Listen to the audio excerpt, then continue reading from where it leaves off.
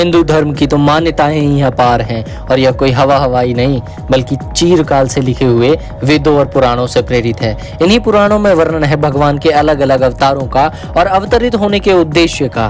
भगवान के सभी अवतार इस धरती पर हुए और अपना कर्तव्य पूरा करके साकेत धाम को लौट गए। आइए सुनते हैं उन मर्यादा पुरुषोत्तम रघुकुल शिरोमणि आचरण प्रेरणा के स्रोत भगवान श्री राम की साकेत गमन की कथा।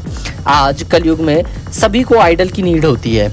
आइए जानते हैं कैसे भगवान श्री राम ने वचन निभाने के लिए अपनों को भी कुर्बान किया था, लेकिन उस रीत पर कभी आंच तक नहीं आने दिया जो यूं था कि रघुकुल रीत सदा चली आई, प्राण जाए पर वचन न जाई। श्री राम का पूरा जीवन इसी पर आधारित रही है। और जब धरती पर अवतरण का सारा कार्य पूर्ण हुआ तब महाराजा श्री राम से एक परम तेजस्वी साधु मिलने आए और श्री राम से वचन लिया कि वो श्री राम से एकांत में भेंट करेंगे और जो कोई भी उस एकांत को भंग करेगा, उस आदेश को भंग करेगा, उसे तत्काल मृत्यु दंड दिया जाएगा। श्री राम ने वचन देते हुए अपने अनुज लक्ष्मण जी को द्वार पर छोड़कर एकांत में चले गए। जब श्री राम और साधु एकांत में थे तभी द्वार पर ऋषि दुर्वासा पधारे और लक्ष्मण को श्री राम से मिलने का हठ करने लगे।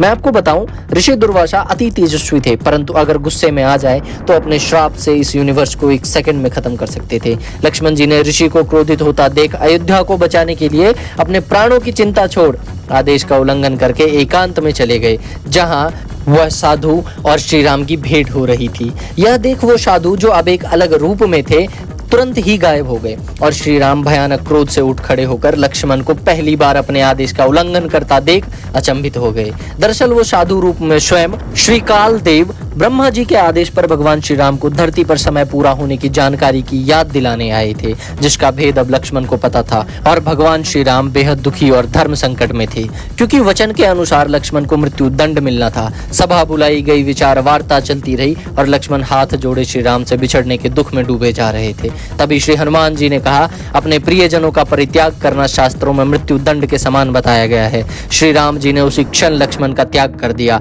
इससे आहत हो लक्ष्मण जी सरयू नदी में जाकर जल समाधि ले ली और वैकुंठ धाम में शेषनाग के रूप में प्रकट होकर अपने प्रभु का इंतजार करने लगे। इसके पश्चात श्री राम ने अपने धरती त्याग का ऐलान करवाया, जिस पर सभी प्रजा और साथीगण उनके साथ जाने का आग्रह करने लगे। अपने भक्तों का आग्रह मानकर प्रभु श्री राम ने सभी को साथ जाने की आज्ञा दी और अपने सभी राजपाट को अपने और अपने भाइयों के पुत्रों में बांटकर सरयू की तरफ जल समाधि लेने चले गए। सरयू के तट पर पहुंचकर सभी गुरुजनों का आशीर्वाद लेकर सरयू में प्रवेश कर गए और डुबकी लगाई।